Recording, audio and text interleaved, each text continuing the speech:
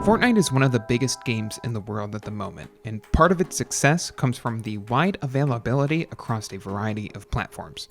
From consoles like the PS4 and Xbox One to portable devices like Android phones and the Nintendo Switch, finding a way to play Fortnite with your friends is super easy, even if the game isn't available on iOS right at this moment.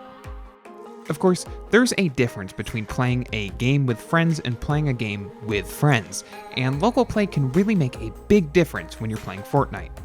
It's hard to find a game that isn't more fun when playing together in the same room, and Fortnite is no exception. That's why the devs at Epic have built split screen mode, allowing you and a friend to play together on a single console.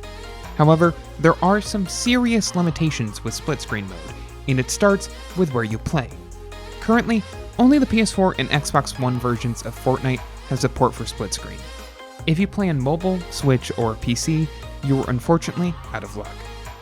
Thankfully, if you do play on PS4 or Xbox One, setting up Fortnite in split screen mode is super simple and follows the same steps regardless of console.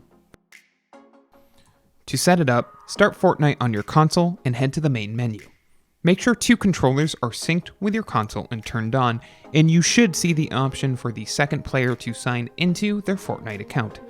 Once signed in, both players will join the lobby and split screen will automatically enable when you join a game. Just keep in mind that split screen is relatively limited in use. In addition to only being on the PS4 and Xbox One, you'll be locked to playing either duos or squads. No other game mode will work in split screen mode. If you liked this guide, make sure you subscribe for all sorts of videos covering Fortnite and other technology. And do not forget to check out one of these videos we think you might enjoy.